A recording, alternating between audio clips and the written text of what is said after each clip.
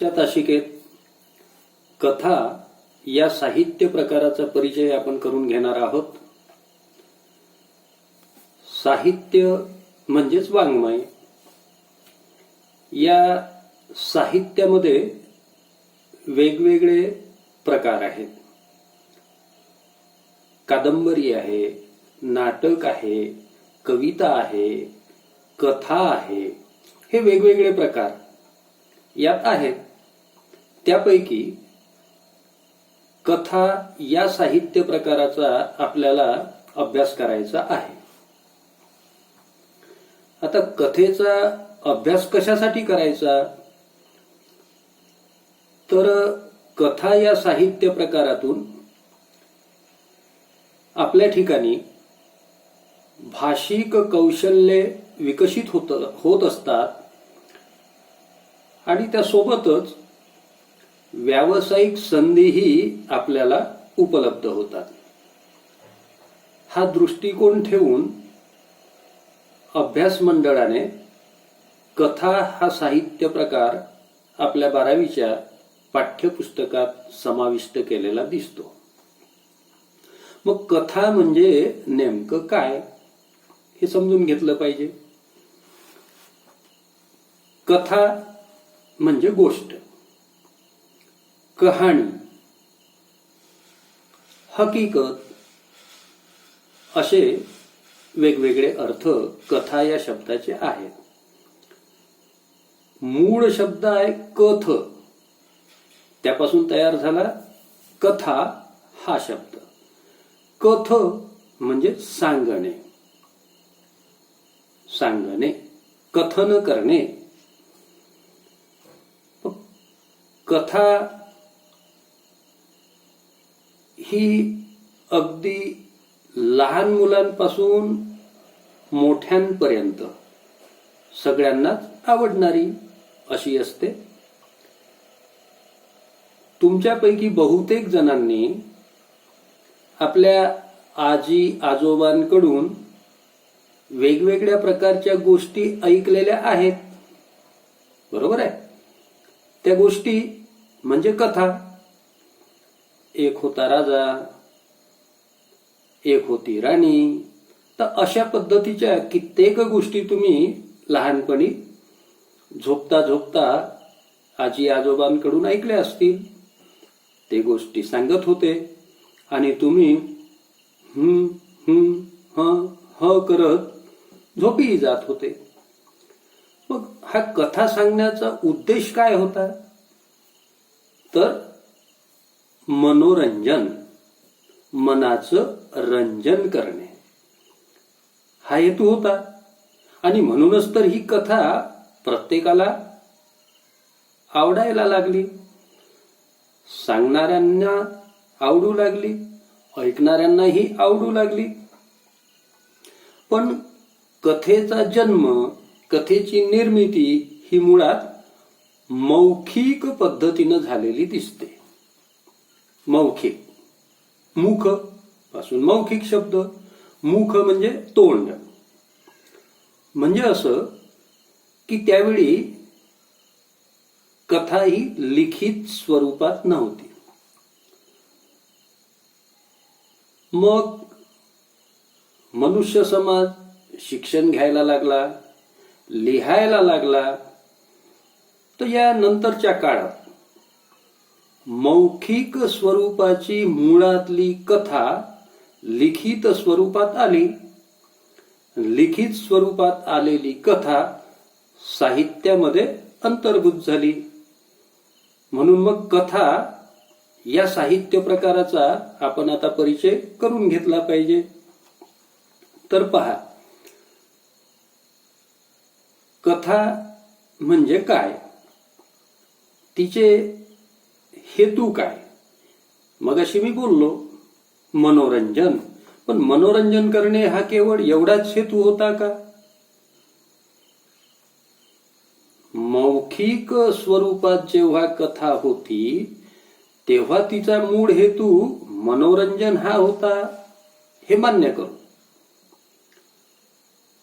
पण पुढे कथेचे तंत्र वेगवेगळे विकसित झाले, कथेचं स्वरूप बदलत गेलं, तसे तसे कथेचे हेतू सुद्धा बदलत गेले, बदलले. मग एखादी शिकवण देण्यासाठी कथा सांगितली जाऊ शकते, सांगितली जाऊ लागली. कुठल्या तरी गोष्टीचा बोध करण्यासाठी सुद्धा कथा वापरल्या जाऊ लागली, कथा येऊ लागली, कथालेखन त्या अनुषंगानं होऊ लागलं. आणि अशा पद्धतीनं कथा मग सुरस झाली. मग कथेमध्ये काय असते, तर कथेत घटना असतात वेगवेगळ्या. कथेला एक विशिष्ट कथानक असते. कथेत वेगवेगळे पात्र असतात, वेगवेगळ्या भूमिका असतात, विशिष्ट स्थळ, विशिष्ट काळ, वेळ यांचाही उल्लेख कथेमध्ये असतो. त्यातून वातावरण निर्मिती होत जाते.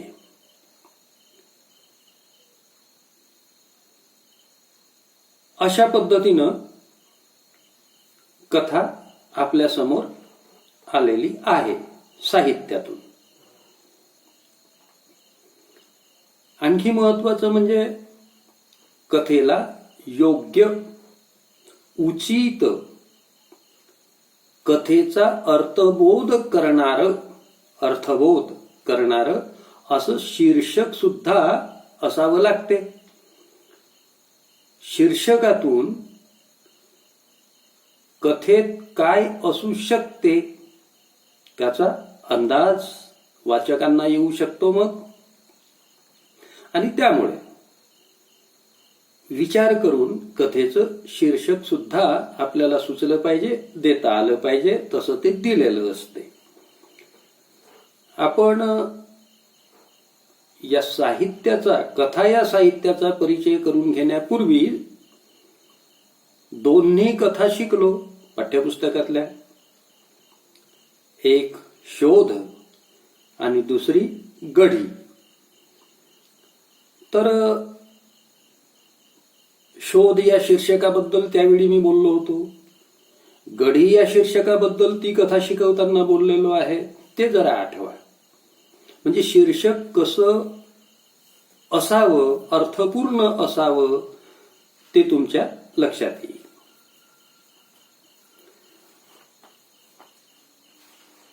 आता कथेत जे वेगवेगळे घटक असतात ते घटक आपण पाहू.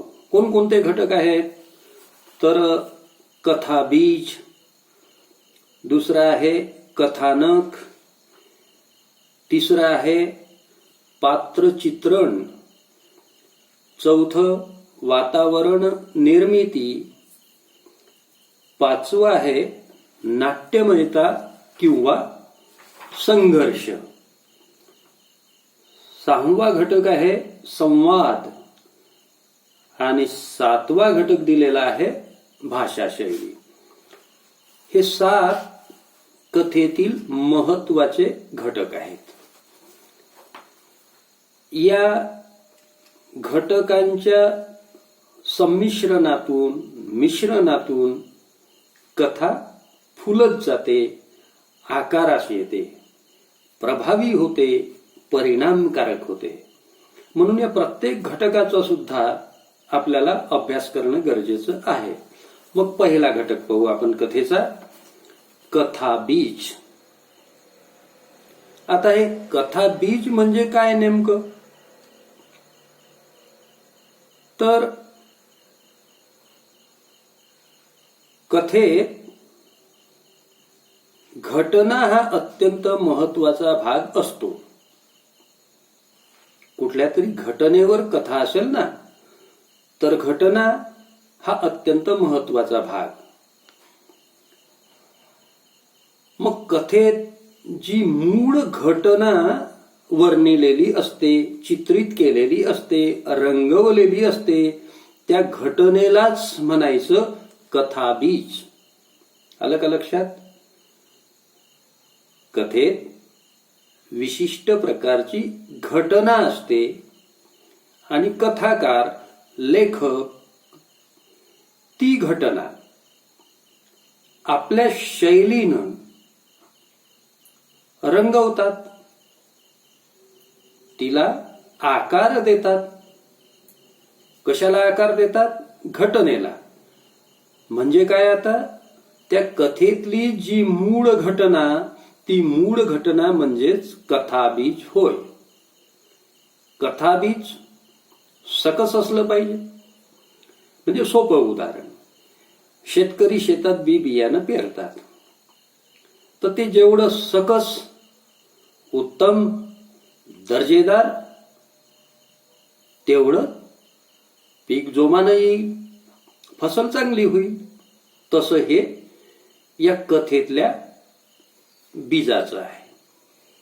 म्हणजे मूळ घटना अत्यंत प्रभावी, परिणामकारक असली पाहिजे, वाचकांच्या अंतर्मनाचा ठाव घेणारी असली पाहिजे. ठीक आहे? कथाबीज आलं लक्षात? पहिला घटक. दुसरा घटक म्हणून कथानक आहे. आता कथानक म्हणजे नेमकं काय आणि त्याचं प्रयोजन काय? तर कथेत जे वेगवेगळे घटक आलेले असतात, मग घटना असेल एखादा प्रसंग असेल, विशिष्ट पात्र असतील, त्या पात्रांचे वेगवेगळे स्वभाव वैशिष्ट्ये असतील, वातावरण असेल त्या कथेत निर्माण केलेलं, तर या सगळ्या गोष्टींचे तपशील अत्यंत हळुवारपणे उलगडत नेणे कथानकाचं काम आहे. कथानक हे असं असलं पाहिजे. कारण कथेत जे कथानक आहे त्या कथानकातल्या वेगवेगळ्या घटकांचं एकत्रीकरण असते. कथानकात म्हणजे हा विषय आहे एक. तर कथाकाराच्या मनात कथेच्या अनुषंगानं निर्माण झालेले जे काही भाव असतात, त्याच्या मनात जो काही त्या कथेचा आशय असतो, तो आशय वाचकांपर्यंत पोहोचवणे, कथन करणे, हे कथानकाचं मुख्य कार्य आहे. तेच कथानकाचं मूलभूत प्रयोजन आहे. कोणतं? कथानकाच्या माध्यमातून त्या कथेला वाचकांपर्यंत नीट पोहोचवणे, त्या पद्धतीनं ते कथन करत जाणे, हे झालं कथानक आणि त्याचं प्रयोजन, त्याचं कारण, त्याचा हेतू. ठीक आहे? दुसरा घटक समजला कथेचा, कथानक. आता तिसऱ्या घटकाकडे वळू, पात्र चित्रण. पात्र म्हणजे त्या कथांमध्ये येणाऱ्या वेगवेगळ्या भूमिका. जसं गडीमध्ये आपण पाहिलं, बापू गुरुजी त्या कथेचे नायकच आहेत. तर बापू गुरुजी हे एक पात्र आहे त्या कथेतलं. शोधमध्ये आपण अनु पाहिली, आबासाहेब पाहिले, भिडे दाम्पत्य पाहिले, निवेदक पाहिले, निवेदकाची पत्नी पाहिले, हे सर्व पात्र होते. त्या वेगवेगळ्या पात्रांचं चित्रण अगदी बारकाईनं नीट करणं हे महत्वाचं असते. कशासाठी? तर त्याचं कारण आहे, पात्रांच्या चित्रणामधूनच कथेत जो काही आशय असतो तो आशय पुढे पुढे पुढे पुढे सरकत राहतो, जात राहतो.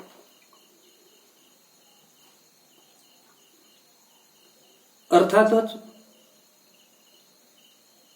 कथाकार आपल्या कथेतील व्यक्तींची एक शब्दरूप प्रतिमा तयार करत असतो. तो स्वतः ती प्रतिमा तयार करते, ते पात्र म्हणजे. त्या पात्राला तो कथाकार, लिहिणारा स्वतः आपल्या पद्धतीनं, आपल्या शैलीनं आकार देत जातो. तर अशी जी कथाकाराकडून कथेमध्ये शब्दरूप प्रतिमा तयार केली जाते, ती शब्दरूपी प्रतिमा म्हणजेच पात्र. झालं सोपं? येऊन राहिलं लक्षात? आणि मग वास्तवातली जशी माणसं आपण पाहतो त्या माणसांप्रमाणे कथेतील हे पात्र रंगवले जातात, रेखाटले जातात. असं होते म्हणूनच आपल्याला वाचकांना त्या पात्रांशी जवळीक साधता येते, जवळीकता निर्माण होते. मग त्या गढीमधले बापू गुरुजी किती आदरणीय वाटतात आपल्याला, हेच कारण आहे. मग त्यांच्या स्वभावातील वेगवेगळे पैलू आपण पाहतो, वाचतो आणि वाचता वाचता त्यात आपण रमून जातो आणि ते पात्र आपल्याला अत्यंत जिव्हाळ्याचं वाटायला लागते. अशा प्रकारची ही कथेमधली पात्र ही लेखकाची स्वनिर्मिती असते, स्वतःची निर्मिती असते.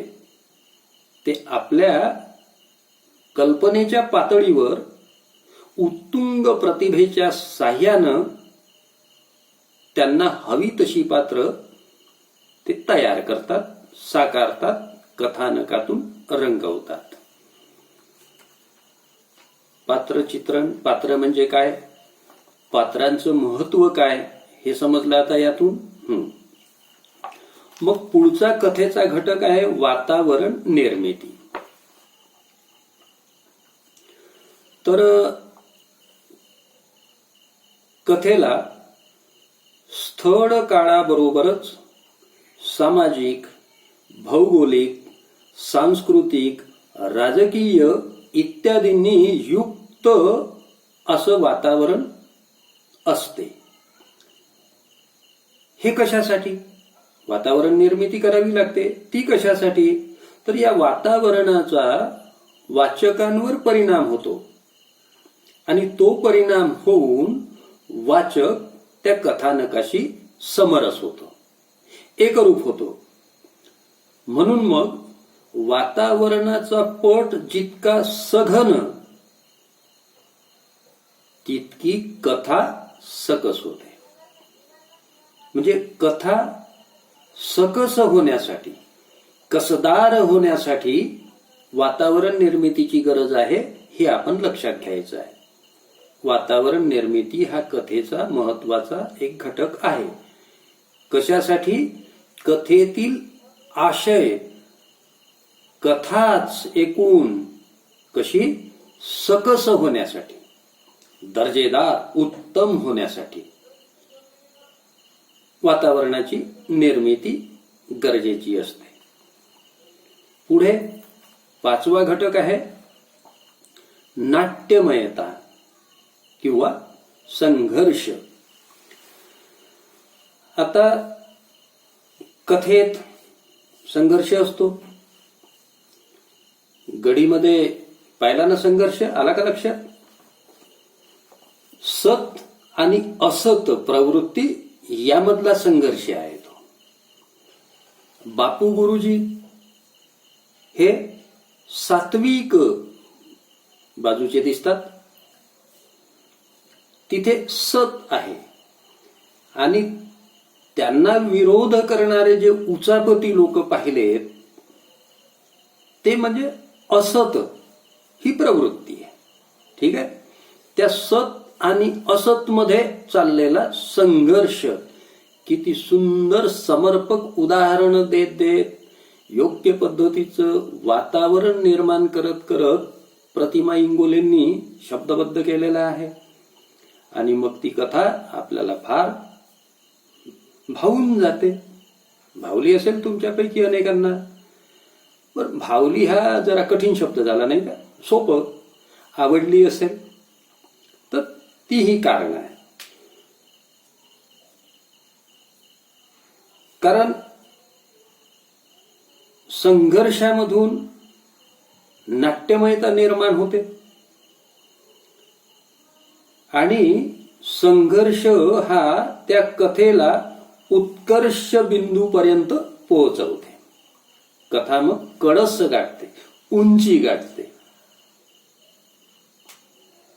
त्यासाठी त्या उंचीपर्यंत नेण्यासाठी, त्या उंचीवर नेण्यासाठी, तो उत्कर्ष बिंदू कथेचा साधण्यासाठी संघर्ष कथेत असणं गरजेचं आहे.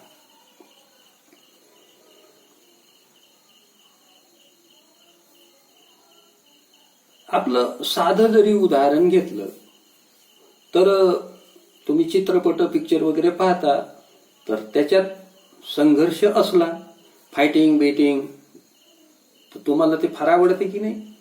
मग ते समजा आता असं. तर इथे प्रत्यक्ष मारामारीच असते असं नाही. संघर्ष वेगवेगळ्या पद्धतीचा, वेगवेगळ्या पद्धतीनं कथांमधून, नाटकांमधून दाखवला जातो. आणि मग कथेच्या शेवटी कथेतील अनुभवांचा, घटनांचा उत्कर्ष बिंदू नाट्यपूर्ण रीतीने साधता येतो. संघर्ष समजला? संघर्ष असेल तर आपण अधिक मन लावून ती कथा वाचतो किंवा ती कथा ऐकतो, आहे की नाही? तर अशा पद्धतीनं संघर्ष हा सुद्धा कथेचा महत्वपूर्ण घटक आहे. पाचवा घटक संवाद. संवाद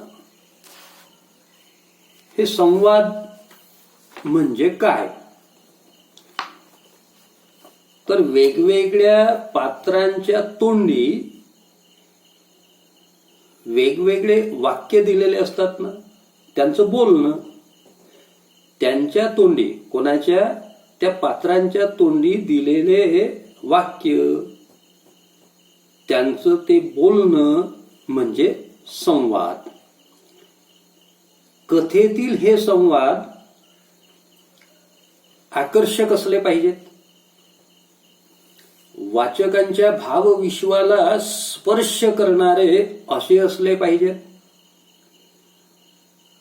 त्या संवादामधून कथानक पुढे पुढे पुढे पुढे वाहत असलं पाहिजे, प्रवाही झालं पाहिजे. ते प्रवाही होण्यासाठी तेवढेच दर्जेदार प्रभावी संवाद पाहिजे. आबासाहेबांच्या तोंडचे संवाद आठवा, अनुच्या तोंडचे संवाद आठवा, इकडे या गढीमधले बापू गुरुजींच्या तोंडी दिलेले संवाद आठवा. कसे सुंदर आहेत. या संवादाच्या माध्यमातून कथानक पुढे पुढे पुढे पुढे प्रभावीपणे सरकत राहते. म्हणून कथेतील संवाद चटपटीत, आकर्षक आणि वाचकांच्या भावविश्वाला स्पर्श करणारे असे असले पाहिजे.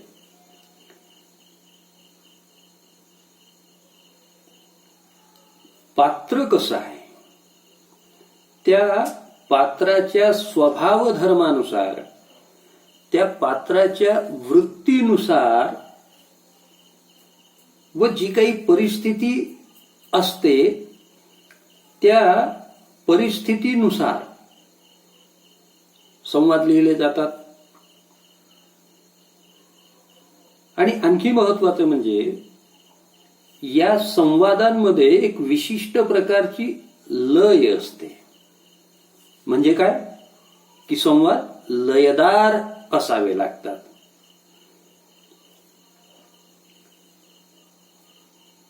संवादाचं आणखी महत्व काय कथेत, तर संवादामधून रसनिर्मिती होते आणि रस परिपोष होत असतो. आता रस निर्मिती होते, हे रस समजते काय, ज्यूस नव्हे ते, हे साहित्यात असणारे रस. साहित्यामध्ये 9 रस मानले जातात. 9 आहेत. वीर रस, करुण रस, असे बीभत्स, हास्य, शांत, असे वेगवेगळे 9 रस आहेत. तर इथे काय पाहायचं आहे आपल्याला संवाद या कथेच्या घटकातून, तर संवादातून रस निर्मिती होते. म्हणजे एखादा प्रसंग शोकाचा असेल, शोक दुःख, तर मग तो शोक, ते दुःख, त्याचा परिणाम, त्याचा प्रभाव वाचकांच्या मनावर केव्हा होईल, जेव्हा संवाद त्या पद्धतीचे असतील. कारुण्यमय असतील, करुण रस निर्माण होईल. तर रसाची निर्मिती संवादातून होत असते, म्हणून संवाद महत्वाचे. रसाचा परिपोष होतो. रस निर्मिती आणि रसाचा परिपोष करणे या 2 गोष्टी संवादामधून साध्य होतात. परिपोष वाढीस लावणे, प्रगल्भता येते तिथून, रसाला परिपक्व होत जातो. तर अशा पद्धतीनं अर्थपूर्ण संवाद, प्रवाही संवाद, चटपटीत संवाद, आकर्षक संवाद असले पाहिजे. या सगळ्या गोष्टींमुळे कथेला एक विशिष्ट प्रकारची पुन्हा उंची लागते. कथा देखणी होते. देखणी. शेवटचा कथेचा घटक आहे भाषा शैली. भाषा शैली हे तर प्रत्येकाची लिहिण्याची पद्धत, शैली वेगवेगळी असते. पण ती कशी असली पाहिजे साधारणतः कथेमध्ये, कारण कथानक हे भाषेच्या माध्यमातून साकार होत जाते. म्हणून मग कथा कोणत्या घटनेवर, कोणत्या विषयावर आधारलेली आहे, त्या कथेतील पात्र कोणते आहेत, त्या पात्रांचे काही स्वभाव वैशिष्ट्ये आहेत, ती स्वभाव वैशिष्ट्ये कशी आहे,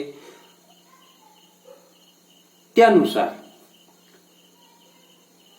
भाषा शैली आली पाहिजे. त्या शैलीत हे सगळं आपल्याला कथन करता आलं पाहिजे, लिहिता आलं पाहिजे.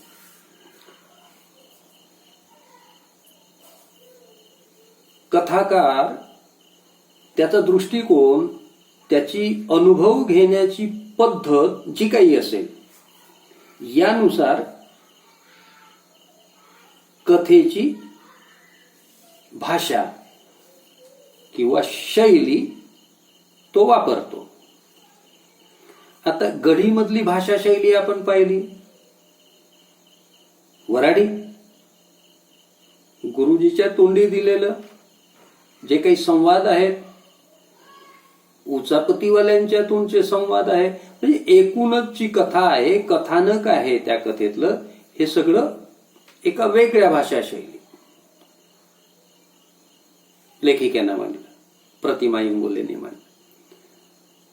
वराडी भाषा वापरलेली आहे आणि प्रतिमा इंगोलेंनी त्यांच्या स्टाईलनं, त्यांच्या पद्धतीनं, त्यांच्या शैलीनं ती कथा छान आपल्या पुढे ठेवली, साकारली आहे. भाषेत गोडवा असतो ना, पण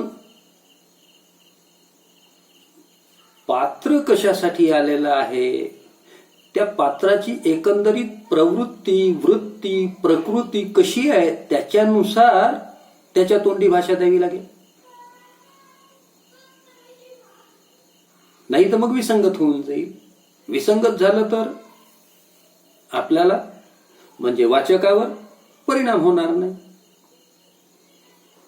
पण गढी वाचताना आपण समरस होतो की नाही, तर वेगवेगळ्या घटकांसोबतच तिथली भाषा शैली सुद्धा अत्यंत महत्वाची आहे.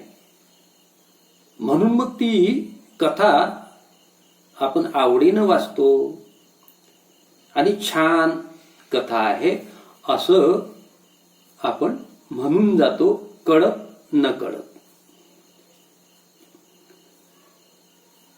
कथा प्रमाण भाषेतही लिहिली जाते आणि कथा बोलीभाषेतही लिहिली जाते. मग प्रमाण भाषा आणि बोली भाषा यातलं अंतर कळते का? प्रमाण भाषा म्हणजे सोपं लक्षात ठेवायचं, ग्रांथिक भाषा, पुस्तकाची भाषा, प्रमाण भाषा. आणि बोली भाषा आपण जी नेहमीच बोलतो व्यवहारात, ती बोली भाषा. तर या दोन्ही भाषांमध्ये कथा लिहिली जाते आणि मी तर याच्या पुढे जाऊन म्हणतो की दोन्हींच्या मिश्रणाने ही कथा लिहिली जाते. प्रमाण भाषा आणि बोली भाषा एकत्रितही कथेतून चालू लागतात. फक्त ते पात्र म्हणजे कोणत्या पात्राच्या तोंडी प्रमाण भाषा द्यायची आणि कोणत्या पात्रांच्या तोंडी बोली भाषा द्यायची हे नीट साधता आलं पाहिजे, ते नीट जमलं पाहिजे कथा दर्जेदार. तर अशा पद्धतीनं आपण कथेचे अत्यंत महत्वाचे असलेले 7 घटक पाहिले, ज्या घटकांच्या एकत्रित परिणामामुळे कथा सुंदर ठरते. कुठलाही एक घटक असून चालणार नाही, मिश्रण आहे ते, मिश्रण. तर हे सगळे 7ही घटक अगदी योग्य पद्धतीनं ज्या कथाकाराला साधतात त्यांच्या लेखणीतून साकारलेली कथा मग आपल्याला उत्तम वाटते, छान वाटते. ती कथा उत्तम होण्यासाठी, छान होण्यासाठी, सुंदर होण्यासाठी या घटकांचा अभ्यास असणं, ते घटक आपल्याला माहिती असणं अत्यंत गरजेचे आहे. समजले का? घटक कशाचे घटक? कथेचे घटक. किती घटक पाहिले आपण? 7 घटक पाहिले. ते बरोबर लक्षात ठेवायचे.